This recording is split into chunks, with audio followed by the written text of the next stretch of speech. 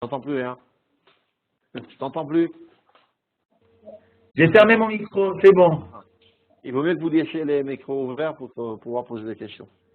Ça marche. Ça ne me dérange pas qu'il y ait du bruit. Top, on va vite reprendre. Tout le monde est là, c'est bon? Donc, c'est grave. Top, comme ça fait déjà 3 semaines, on n'a pas étudié ensemble, on va faire un petit récapitulatif. Donc, ce qu'on est en train d'étudier, c'est les 8 prakim de Rambam qui sont l'introduction en Pirkei Avot, qui sont fondés sur la mitzvah ou le dofka bo, de se coller à Dieu, ça veut dire de faire en sorte que le divin puisse apparaître en nous. Et ceci se fait par la formation de notre personnalité en forgeant nos vertus de manière qu'ils soient ressemblantes au dévoilement divin. Ma'urachum, afatarachum. De même manière que Dieu est miséricordieux, et bien nous aussi on doit être miséricordieux. C'est ainsi que la miséricorde divine peut apparaître à travers nous. C'est ce qu'on a commencé à voir.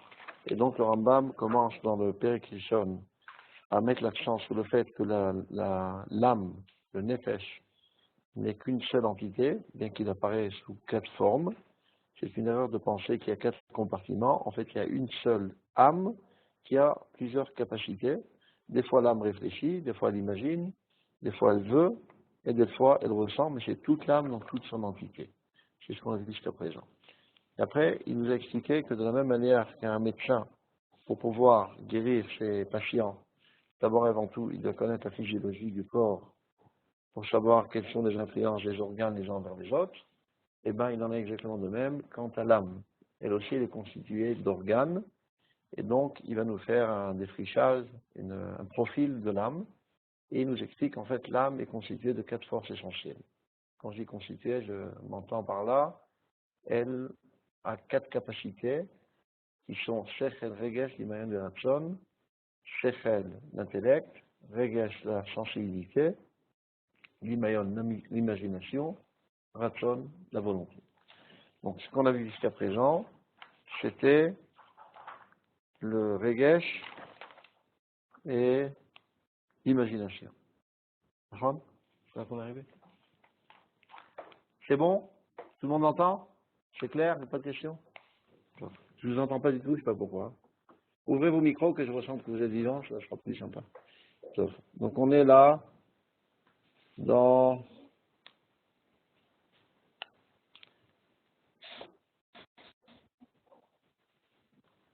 Chelek Haogé.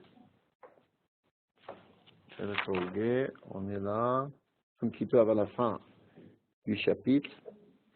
On a déjà expliqué à Medamé. Maintenant, à Chelek Hamit Horer. On en est à la volonté. Vous voyez où ça se trouve? Ici.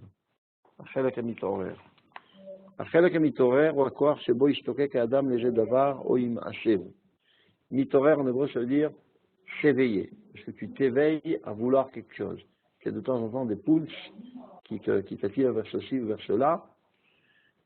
C'est-à-dire la volonté constante qui est en nous, qui a commencé depuis la volonté divine qui a voulu qu'on soit, qui est passée par la volonté de nos parents qui ont voulu nous concevoir. Cette volonté qui se dit en hébreu ratson, minashon larouch, qui veut dire courir, court en nous de manière constante. C'est-à-dire qu'on se trouve de manière constante dans une situation de vouloir. On est toujours en train de vouloir. Même quand on ne veut pas boire, en fait, on veut ne pas boire. On est toujours en situation de volonté, et si cette volonté s'arrêterait un moment, eh bien on arrêterait de vivre. Et dans cette volonté, elle envoie ses tentacules, comme c'est, dans toutes sortes de domaines, et c'est ce qui fait qu'on veut ceci, on veut cela, on veut ceci, on veut cela. Donc on s'éveille, on a des éveillements constants qui nous amènent à vouloir toutes sortes d'objets durant notre vie. Donc il dit comme ça. Achelak hamitorer, ou akoach shebo ishtokek adam lejet davar o imasheu.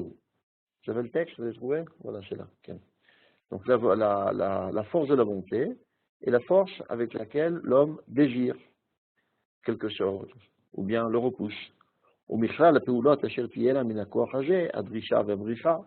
C'est ça ce qui nous entraîne à courir après quelque chose, ou à s'évader de quelque chose, à d'aller devant Moussuyam, à prêcher quelque chose, ou à ishtaigout mimenu, ou bien au contraire, ressentir un repos envers quelque chose. La cache, la ratson, d'être dans une situation colère ou bien paisible, pachad va'oz, la peur ou le courage, arjariout va'rachmaniout, la cruauté ou bien la miséricorde, la pitié, ahava va'shina, l'amour et la haine, varbe milo mikrim nafshiyim, et toutes sortes d'autres mouvements de l'âme. Maintenant, quels sont les membres qui sont au service de cette force?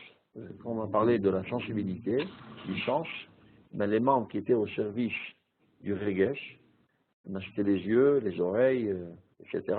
Quels sont les membres qui sont au service de la force qui est la volonté? Tous les membres du corps, tous sont les serviteurs de la volonté. Kegon, il donne des exemples. Koach hayad, le peoula.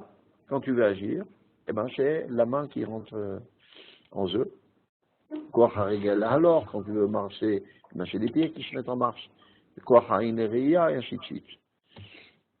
Le karcher evarim apnimi ochitchonim, em vekochotem, enam ela kelim. Donc tous les membres de l'homme ne sont que des outils aux mains de la volonté.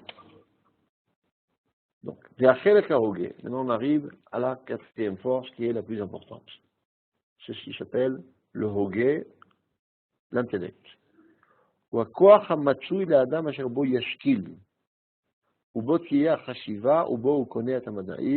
C'est avec elle qu'il réfléchit, c'est avec elle qu'il acquiert les sciences, et c'est grâce à cette force qu'il discerne entre le bien et le mal, etc., etc. Si on va mettre un petit peu d'ordre, on va récapituler. Le regesh, qui est le centre des sens, en fait, il y a 5 antennes qui captent l'existence environnante concrète. Le shechel, c'est ce qu'on est en train de dire maintenant, hogé, c'est ce qui capte l'existence environnante abstraite. Je donne un exemple. Si on voit un oiseau voler, le regesh, qui est le centre des sens, perçoit une masse de chair qui se tient dans l'air. C'est tout ce qu'il voit. Et là intervient le hogé, le shechel, l'intellect. Lui, il essaie de comprendre comment se fait-il que cet oiseau ne tombe pas. Quelle est la loi physique qui permet à cet oiseau de tenir en l'air? Cette loi physique n'est pas quelque chose de concret, mais c'est quelque chose d'abstrait qui ne peut être conçu que par l'intellect. Bon, le rôle de l'intellect, c'est de capter l'existence abstraite qu'il y a dans ce monde. Et c'est ce qui caractérise l'homme. L'animal n'a pas cette force. Lui n'est capable que de concevoir, de percevoir que les choses tridimensionnelles, un point c'est tout, et il n'essaie pas d'approfondir. Tout ça pour dire qu'un homme qui ne s'arrête qu'à ce niveau-là de percevoir les objets concrets, pour l'instant, il ne se trouve qu'au niveau animal. Quand est-ce qu'on peut dire que véritablement un homme est digne de ce nom d'homme? C'est dès qu'il met en marche sa capacité intellectuelle de percevoir l'existence abstraite. C'est ça ce qu'il va développer. Maintenant, dans l'intellect, il y a plusieurs domaines. Il y a l'intelligence des choses les plus spirituelles, on va dire, et des choses plus matérielles. Même dans les choses matérielles, il y a des choses qui sont plus concrètes, d'autres de programmation. Ayuni, Adam est un insane, c'est les sciences en général. והמלאכותי הוא הכוח אשר בו אנו לומדים את המלאכות, כגון הנגררות ועבודות האדמה ורפואות ושמנות. Par contre, le mélachouti, c'est ce qui nous permet d'acquérir toutes les sortes de métiers manuels.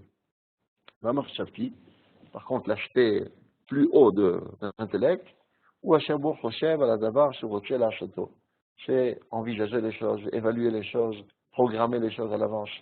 Ishman shirche la'ashato, im efshar la'ashato lo, et la faisabilité de la chose, etc. L'imaya efshari echiyashe, zeu masherou l'ashkir kan minene anefesh. Veda. Et maintenant, il va dire l'essentiel.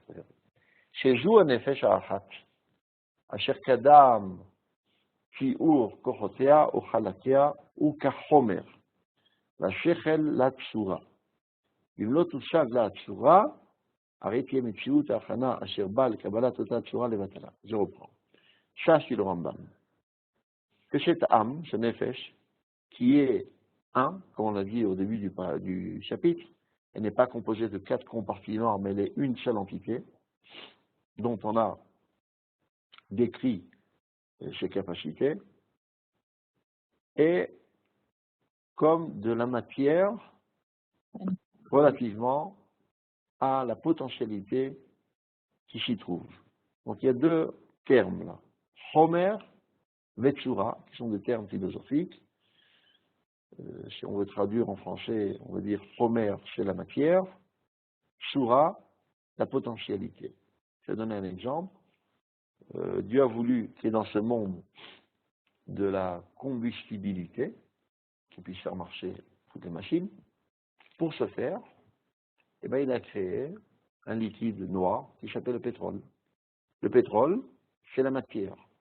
Mais ce qui fait que le pétrole puisse faire marcher les moteurs, ce n'est pas l'odeur insupportable, ni l'aspect gluant du pétrole, c'est qu'il se trouve en lui un dévoilement divin qui s'appelle combustibilité. Dieu a voulu pouvoir abreuver les gens, c'est une existence abstraite, la capacité d'abreuver. Pour ce faire, il a créé un liquide qui s'appelle l'eau. L'eau est la matière dans laquelle il y a la potentialité d'abreuver les hommes ou les animaux. Donc, Homer, c'est l'eau, Shura, c'est la capacité d'abreuver. Homer, c'est le pétrole, Shura, c'est la combustibilité. Maintenant, on a l'habitude de percevoir les choses de la manière suivante. Le corps est la matière, et l'âme elle-même est la potentialité qui se trouve dans le corps. Mais là, le Rambam ajoute encore un niveau. L'âme elle-même est aussi matière, relativement à une potentialité bien plus haute pour laquelle elle a été créée. Dieu a voulu que dans ce monde apparaisse l'intellect, la capacité intellectuelle. Pour ce faire, il a créé l'âme humaine. Donc l'âme elle-même est matière, le nefesh, je ne sais pas comment traduire, le moins loin en français c'est l'âme. Donc le nefesh est matière, et l'intelligence, la capacité intellectuelle est la potentialité qui se trouve dans ce nefesh. Donc continuons le parallélisme. Supposons que quelqu'un ait du pétrole, de l'essence à la maison, mais ne s'en serve pas pour mettre à l'œuvre la potentialité qui est la combustibilité qui est dans le pétrole. Il s'en sert à d'autres fins. Disons, il verse ça par terre pour nettoyer le parterre. On ne nettoiera pas tellement, mais ça peut un petit peu pousser la poussière. C'est aussi un usage du pétrole, mais c'est du gâchis. Parce que l'essentiel du pétrole, qui est la combustibilité, n'a pas été mis à l'œuvre. De même, l'âme humaine, le nefesh, a plusieurs possibilités de s'en servir. On peut s'en servir pour manger, pour dormir, pour s'amuser, pour jouer au ping-pong, toutes sortes de choses. C'est sympa, mais c'est du gâchis. C'est pas interdit, c'est pas péché, comme on dit en France ou à Lille, mais c'est du gâchis. C'est-à-dire, ce n'est pas pour ça que l'âme a été créée. Si ce n'est que pour jouer au basket, on peut aussi dompter des gorilles à jouer au basket, et ça suffit. On n'avait pas besoin d'investir une âme si haute que pour jouer au basket. Ça, même un animal peut le faire. Si c'est pour manger, dormir, se reproduire, avoir des relations sexuelles et des plaisirs charnels, etc., même les animaux ont cette capacité. Ça veut dire la petite vitalité qui est en eux est suffisante pour une telle activité. Mais l'homme, lui, est appelé à mettre à l'œuvre son effet de manière optimale, qui est l'intellectualisme le plus haut. Et si, toute sa vie durant, un homme n'a pas mis à l'œuvre cette potentialité, eh bien, cette âme, pendant toute sa vie, n'a été que du gâchis.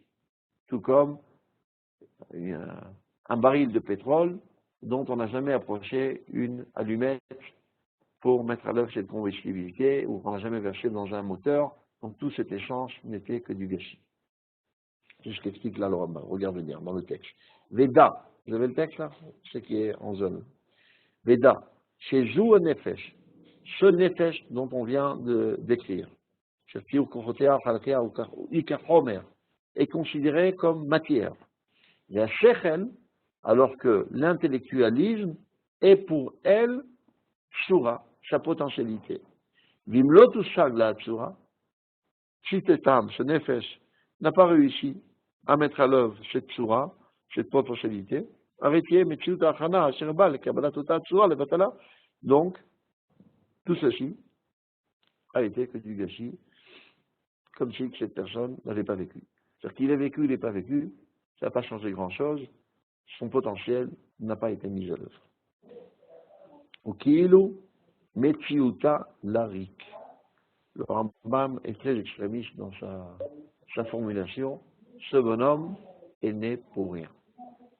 Dommage pour sa mère qu'il a supporté dans son ventre pendant 9 mois, et après qu'il a supporté pendant 20 ans pour l'éduquer, et sa femme qui a dû le supporter pendant 40 ans, etc., etc., il n'a rien fait de constructif s'il n'a pas mis à l'œuvre son potentiel intellectuel. Ou ki'ilu metsiuta larik, vide, ensemble vide. Jouomro, et le Rambam renforce ce qu'il vient de dire en s'appuyant sur un verset de Michelet, Gam belodea, Gam belodat, nefesh lotov. Une nefesh sans date, sans intellectualisme, lotov, n'est pas bonne, ne sert à rien.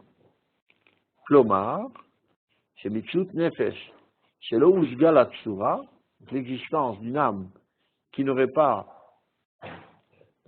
réussi à mettre à l'œuvre ce potentiel, et là, une nefesh belodat, une âme sans connaissance, lotov. אבל הדיבור על הצורה והחומר והשרלים, כמה הם ואיך נקנים, אין זה מקומו. Donc, c'est pas là le moment de développer ce thème de חומר וצורה, on en reparlera autre part. ואין איזה צורך במה שאנו רוצים לדבר על המידות, et ceci n'est pas tellement nécessaire pour ce qu'on veut développer, qui est le sujet du développement des vertus. Vous m'attirez des Sefer HaNevoah Shishkarnu. C'est plus approprié au livre de la Nevoah que nous avons déjà mentionné. De quoi s'agit-il? Donc sur ça, il y a une controverse. Il y en a qui disent que le Rambam a écrit un livre sur la prophétie et qui a disparu. Il y en a d'autres qui disent que c'est certains chapitres du Moreh Nevuchim qui traitent de la prophétie. C'est à ça qu'il fait allusion quand il dit Sefer HaNevoah. Donc on peut déjà conclure ce chapitre et commencer un nouveau chapitre. Allons-y. Aperek Hashemi. Le deuxième chapitre. Rav, Oui. Une question de Lille. J'ai oublié, j'arrive pas à votre nom de famille. On ne peut pas l'écouter? Si, il a posé sa question. J'entends pas. Plus fort? J'entends rien. Oui.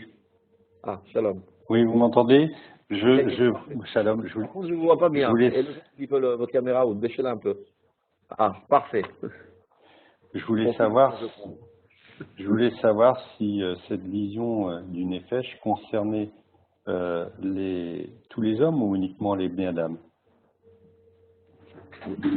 Vous avez dit deux fois la même chose, une fois en hébreu, une fois en français. Tous les hommes ou uniquement Bnei Adam? Est-ce que vous entendez par là que les non-juifs ne sont pas des Bnei Adam? Non. Mais parmi les non-juifs, il y en a des Bnei Adam, mais il semblerait qu'il y en a qui ne sont pas Bnei Adam. Qu'est-ce que ça veut dire qu'ils ne sont pas Bnei Adam? Dans leur comportement? Dans leur comportement, oui. Dans leur être même? Dans leur être même, qui n'ont pas une âme spirituelle, qui sont plus... Tout homme est créé B'Tselem Elokim, à l'image de Dieu. Donc, dans tout homme, il y a un Nefesh. Dans le peuple d'Israël, il y a en plus du nefesh, il y a ce qui s'appelle la neshama. Si on veut déjà mettre de D'accord. l'ordre, donc tout être qui vit, il y a un nefesh, même dans tous les animaux.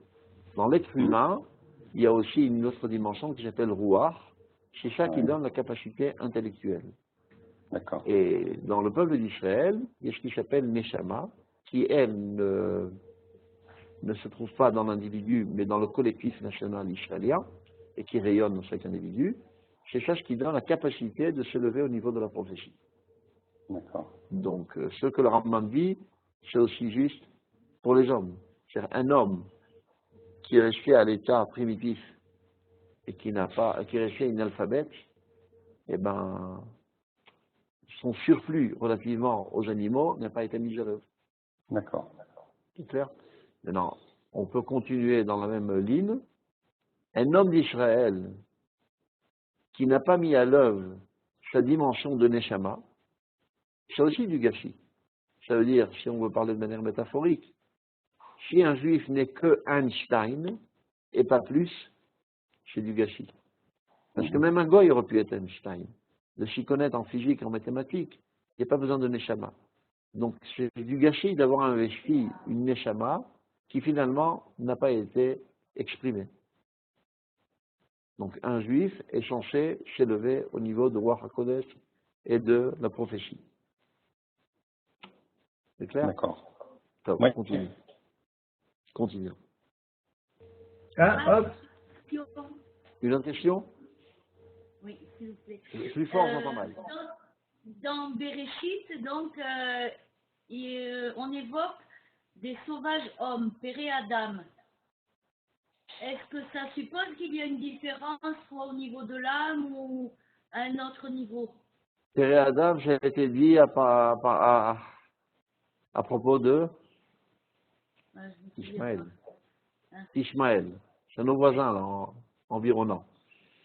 C'est pas à leur niveau du potentiel, mais au niveau de l'acte.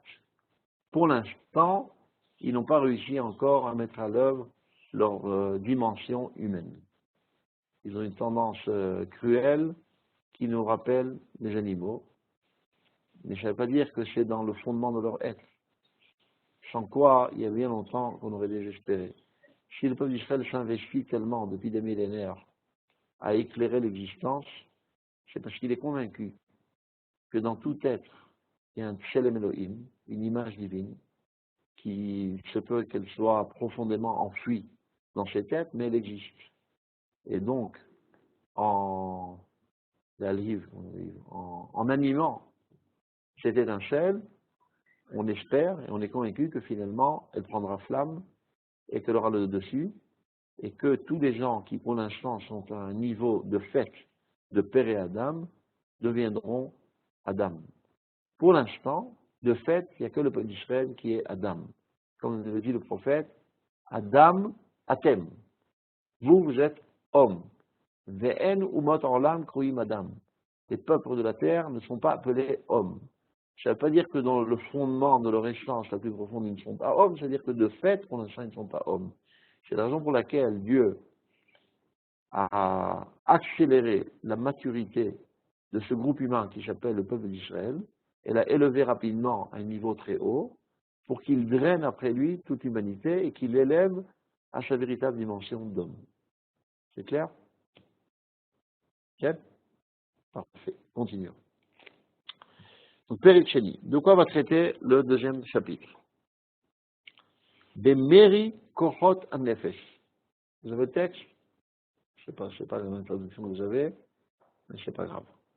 Donc, il y a là un petit résumé de quelques lignes qui dit de quoi va traiter le chapitre. Meri Kochot Amnefesh. Dans quelle des forces il peut avoir une rébellion contre Dieu? Donc, dans quelle des forces se trouvent les aspects positifs et les aspects négatifs? Bon, essayons de réfléchir tout seul d'abord. Est-ce qu'on peut avoir des déviations quant à nos vertus dans le regesh? Le regesh qui veut dire, pas ce qu'on traduit aujourd'hui en hébreu moderne, sentiment, mais le centre des sens. Est-ce qu'il y a une déviation de vertu dans la vue, dans l'ouïe, dans le toucher, dans le goût, etc. C'est la question qu'il va poser. Est-ce qu'il y a une déviation de vertu dans le dimayon, qui est l'imagination? Est-ce qu'il peut y avoir une déviation de vertu dans le shechel, dans l'intellect? Est-ce qu'on est coupable de ne pas comprendre? Ou bien on peut se déculpabiliser en disant, ben, c'est pas de ma faute, j'ai pas compris. Toutes ces questions vont être élevées dans ce chapitre. C'est là? Regardez. Da. Qui a mérité la mishmat, le fait d'être obéissant ou désobéissant vers la volonté de Dieu. La Torah dit, Enam nimsaim la leshne chalakim mechalken nefesh. Ne se trouve que dans deux parties de l'âme, et j'entends par le mot partie, deux capacités. On a expliqué jusqu'à présent. Pas des compartiments. C'est ou l'autre. Deux activités, on va dire. Deux activités de l'âme. Donc, da ki ameri v'mishmat hatoranim, enam nimsaim ela leshne chalakim mechalkei hanefesh. Vehem, achelek hamargish, ve'achelek hamit'orer bilvad. Donc, cela ne peut se trouver que dans le sens ou dans la volonté. Et ce n'est que dans cela que ne peut se trouver les mitzvot et l'Averot. J'avais oublié de rappeler qu'il y avait aussi une cinquième force, c'est la force nutritive, dont il avait aussi parlé au début du chapitre. Chelek Hazan, par exemple. Si quelqu'un a une mauvaise digestion, on ne va pas dire que c'est un rachat. On va dire tout simplement que son appareil digestif ne fonctionne pas comme il faut, mais il n'est pas coupable. Chelek Hazan, vea Medame, Medame qui est l'imagination. En nishmat behem velomeri. On ne peut pas dire à leur propos qu'il y ait obéissance ou désobéissance. Il ne peut pas avoir un péché au niveau de l'imagination. On peut imaginer des choses interdites, mais ce n'est pas un péché de l'imagination. On peut aussi manger des aliments interdits, mais ce n'est pas un péché de l'appareil digestif. C'est un péché de la volonté qui a décidé de mettre du porc dans la bouche. Mais à partir du moment où tu l'as mis, ça, c'est un automatisme. On n'y peut rien, on n'a pas de libre arbitre sur notre appareil digestif. Ça va, ça découle de soi. C'est ce qu'il va expliquer, regardez. החלק הזן והמדמה אין נשמעת בהם ולא מרי. כיוון שאין לחשיבה ולרצון בהם פעולה כלל, car la pensée et la volonté n'ont pas d'emprise sur eux. ואין האדם יכול על פי מחשבתו להשבית את פעולתם או להגבילם. L'homme ne pourrait en aucun cas, à l'aide de sa pensée, d'annuler leur activité, ou même de les limiter. Et poula mesouyemet. Alors tirez. La preuve en est, dit le Rambam, que ce que je dis est vrai. Ces deux activités de l'âme, qui est la force nutritive et la force imaginative, agissent même quand l'homme est endormi. Et évidemment que quand l'homme est endormi, son activité intellectuelle ne marche pas, ni encore sa volonté. Et malgré tout, l'imagination et la force nutritive continuent d'agir. Cela prouve qu'ils ne sont pas sous leur emprise. Maintenant, qu'en est-il de l'intellect? Ça, c'est complexe. Il y a des gens qui disent, ben, si je n'ai pas compris, ben, je n'y peux rien. Je ne suis pas coupable. Donc, a priori, il n'y a pas de mériv et mishmat, qui veut dire obéissance ou désobéissance envers Dieu, dans la force intellectuelle. C'est ce que prétendent tous, sauf le Rambam. Regardez.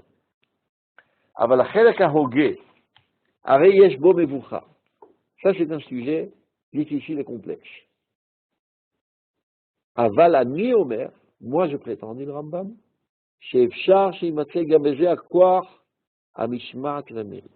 dans cette force-ci, on peut parler d'obéissance et de désobéissance envers Dieu. En quoi? Be'ha'amanat marshava nitchedet. Le fait que tu crois à quelque chose d'idiot, tu es coupable. Au be'amanat marshava amitik. Et si par contre tu crois à quelque chose de vrai et de réel, tu es obéissant envers Dieu. Ça veut dire qu'il y a un libre arbitre dans l'intelligence. Et on ne peut pas se cacher derrière notre non-compréhension et de dire « je n'ai pas compris, je ne suis pas coupable ». Tu n'as pas compris, tu es coupable. Efforce-toi plus, tu comprendras. L'intelligence, c'est comme un muscle. Plus on le travaille, plus il se développe. Et il est vrai qu'avec ton muscle, au début, tu ne peux lever que 100 grammes. Tu fais des exercices, tu en arriveras à 200, 300, 400, et après tu lèves des haltères de 500 kilos s'il le faut. De même dans l'intelligence. Au début, il y a des choses que tu ne comprends pas de problème. Alors relis ça 2, 3, 4, 5, 10 fois, tu comprendras.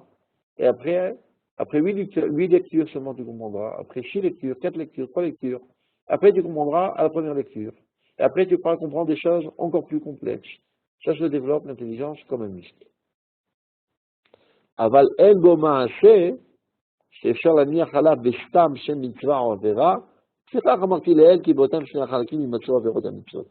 Donc pour corriger ce que j'ai dit au début, dit le Rambam, qu'au début j'ai dit que seulement dans 2 forces il y a des mitzvot et des averot qui sont le mythe horaire et le regesh. Et je n'ai pas parlé du hogé, qui est l'intellect, c'est tout simplement parce qu'il n'y a pas d'acte relatant l'intellect. Penser juste ou penser faux, ça ne se dévoile pas au niveau de l'action. Et les mitzvot et les averot sont au niveau de l'action. Mais sans aucun doute, on peut parler d'obéissance ou de désobéissance, ou bien d'adhésion ou d'inadhésion envers Dieu en adhérant à des pensées justes ou en adhérant à des pensées idiotes. Aval. C'est clair? Tout est clair? Pas de question? Vous êtes d'accord? Rav, si j'ai bien compris, c'est juste l'adhésion qui fait la différence. Oui. L'adhésion à la pensée. D'accord. Ok, Toda. Par exemple, si quelqu'un pense que si un chat noir lui passe devant sa route, lui arriveront des malheurs cette journée, eh bien c'est un pécheur de croire à des idioties pareilles. C'est clair? Et toutes sortes de émounotes félotes, comment on dit, félotes, des superstitions. Celui qui croit aux superstitions et qui va rencontrer toutes sortes de charlatans qui se prennent pour des scientifiques ou des pseudo-médecins, etc., qu'il sache que c'est un pécheur parce qu'il croit à des choses non réelles. Il faut tout vérifier à la lumière du rationnel et vivre notre vie selon des choses rationnelles et non pas sur des choses mystiques, bizarres et sur des superstitions. C'est un péché. Il faut démystifier tous les religieux qui malheureusement, très souvent, une bonne partie de leur cervelle est ravagée par des superstitions et des choses irrationnelles, et c'est un péché, dit le Rambam. Aval. Amaalot en shne sugim. Maintenant, il commence à développer les vertus de l'homme. Il y a 2 genres de vertus. Maalot midotiot ou maalot egioniot. Donc, il y a des degrés qui sont, maalot, je ne sais pas comment on dire ça, mais ce n'est pas des vertus, parce que les vertus, c'est des traits de caractère. Non, c'est des aspects positifs, on va dire. Les aspects positifs qu'on doit développer dans notre personnalité pour être en communion avec Dieu. Ce qu'on a développé au début de notre étude, que toute notre étude est fondée sur la mitzvah ou le dofkabo de se rapprocher de Dieu. Comment on le fait? En ressemblant à Dieu. Alors, ressembler à Dieu, c'est dans 2 domaines essentiels. Dans le domaine des vertus, c'est-à-dire les traits de caractère, et aussi dans les capacités intellectuelles. Regardez. Ma'alot midotiot ou ma'alot egioniot. Ma'alot midotiot, ce sont les vertus, c'est-à-dire les traits de caractère bien affinés, bien équilibrés. Ma'alot egioniot, eh bien, c'est d'avoir une cervelle bien faite, une tête bien faite. C'est impardonnable d'être idiot. On ne peut pas dire je suis né comme ça, je n'y peux rien. mais il fallait s'efforcer, sortir de cet obscurantisme et devenir intelligent. La Torah met en piédestal l'intelligence. Il n'y a qu'à voir, les grands de notre nation sont dénommés par Chazal, qui sont les abrégés de Chachamenu Zichronam Lebracha. Si on traduit mot à mot, nos intelligents, bénis soit leur mémoire. On n'a pas dit nos doux, nos gentils, nos chassidim, c'est aussi important. Et d'abord, avant tout, nos intelligents. Clair? Donc, Maalot, Hegioniot.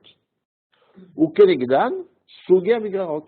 Et face à cela, il y a aussi les défauts, qui peuvent être aussi bien dans les traits de caractère, c'est d'être avare, d'être fainéant, etc., ou bien au niveau intellectuel, d'avoir la comprenette lente, de ne pas savoir faire des déductions, des inductions, des parallélismes, etc., etc. Ce sont des fautes, des déviations de personnalité qui nous écartent de Dieu. Comme il y a des gens plus musclés que d'autres dès leur naissance, mais les Fum Tsahara Agra. Il y a quelqu'un dans le public là qui a posé la question, il y en a qui sont plus intelligents que d'autres. Évidemment, il y a aussi des hommes qui naissent, des enfants qui naissent plus musclés que des autres. Mais le sachar, c'est-à-dire le mérite, est en fonction de l'effort, de la trajectoire que tu as fait durant ta vie. Si tu as commencé à 10 et tu es arrivé à 100, tu vaux bien plus que celui qui a commencé à 100 et qui est arrivé à 150. Parce que tu as parcouru un parcours de 90. Clair? Amalot et Geniot. Donc, les aspects positifs au niveau de l'intellect, mais ma chokma, donc c'est la sagesse, vihi, yediat ashibot arechokot vakrovot achari yediat metziut adavar asher chokrim et sibotav. Qu'est-ce qui s'appelle être intelligent chez nous, chokma, comme dit Chacham, comme dit le Chazal, Ezu Chacham Aroet Anolad. Qui est intelligent? Celui qui voit d'emblée ce qui va naître. Yodea Davar Beshibotav, qui comprend quelque chose déjà au niveau des causes. C'est-à-dire, analysant les causes, il sait déjà quels vont être les effets. C'est ça quelqu'un d'intelligent.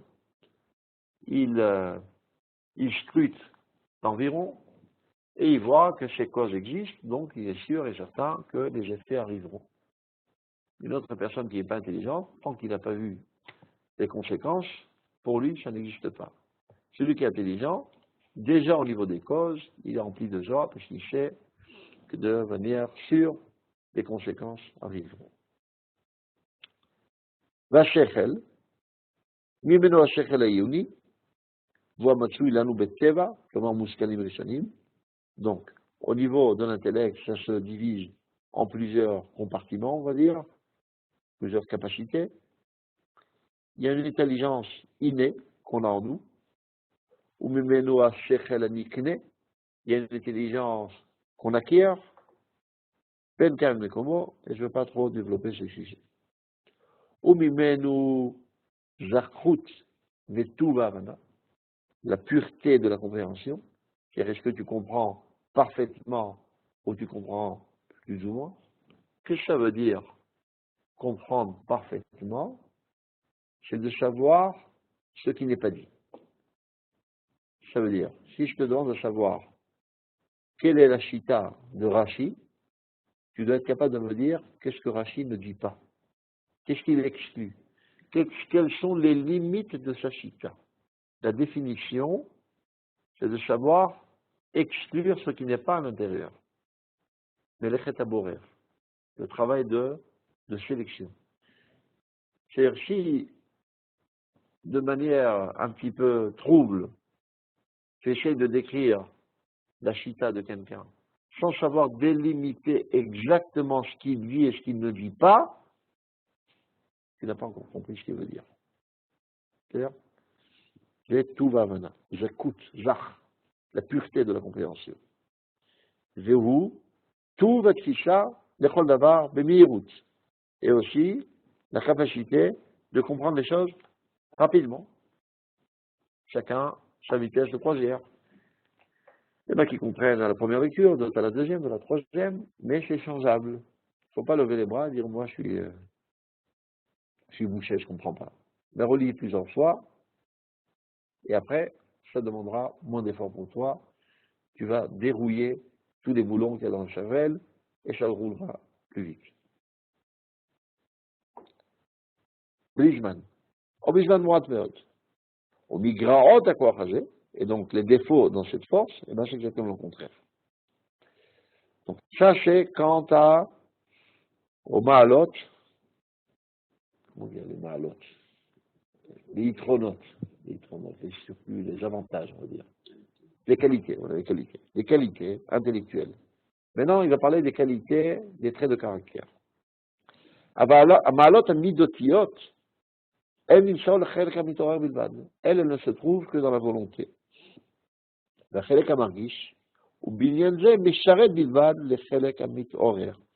Alors que la capacité de la sensibilité qui est dans l'âme, elle n'est qu'au service de la volonté.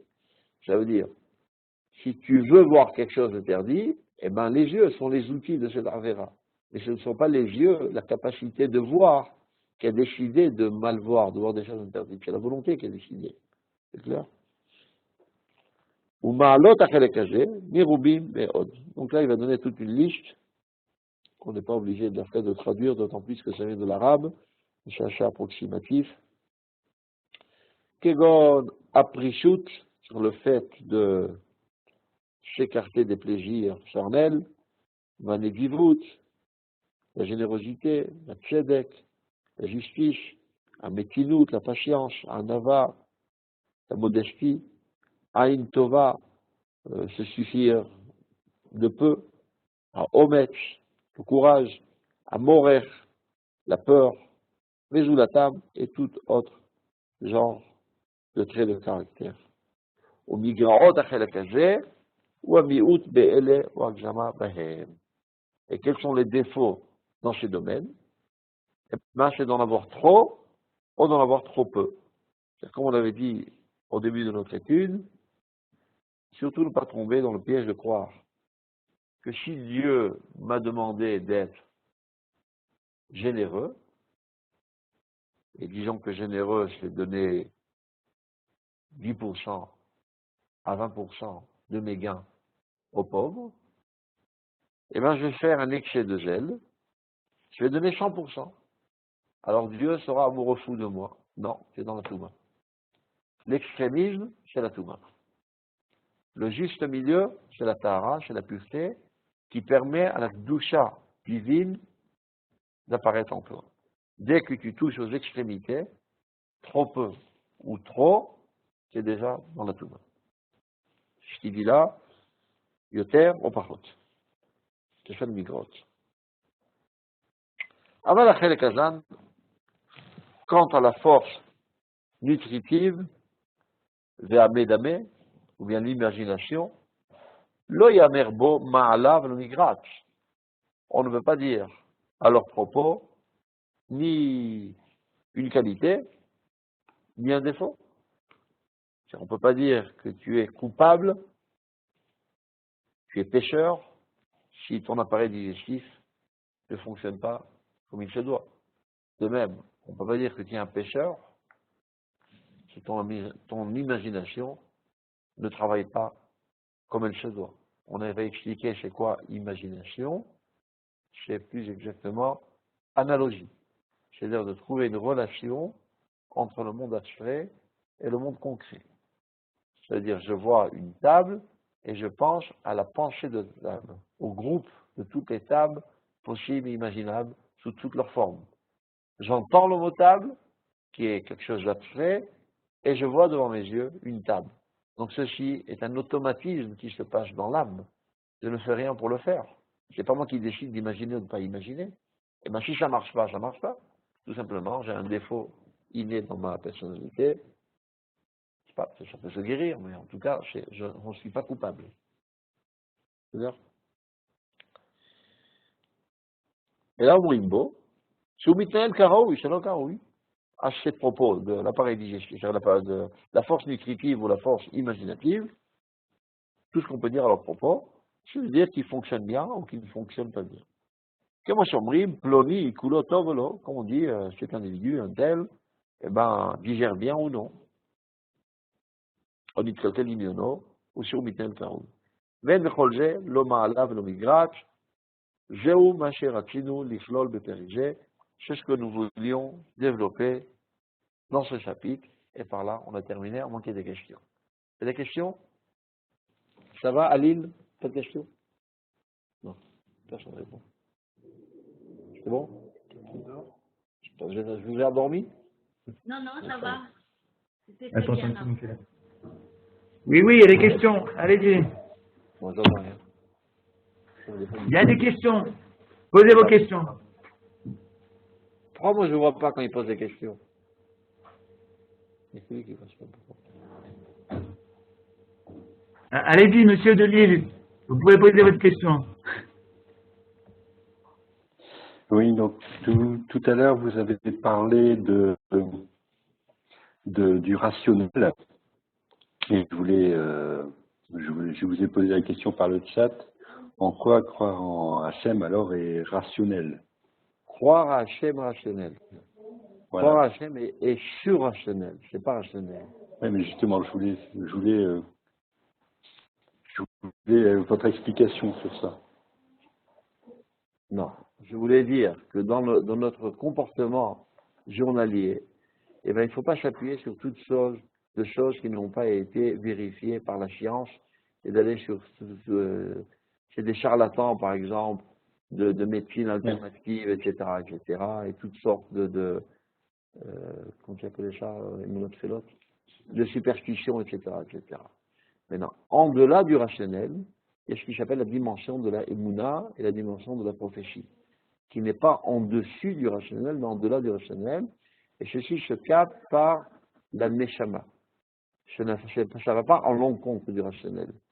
Les superstitions et le charlatanisme, ça c'est vérifiable avec les outils du rationalisme. Donc c'est effectivement le rationalisme qu'on a le dessus. C'est ça que je voulais dire. C'est clair? Tov, il y a d'autres questions? Il n'y en a pas. Alors bonne soirée. Continuez avec Merci. Kol Tov, shalom, shalom. Voilà, comment on coupe ça? Hop, qui fait la réunion?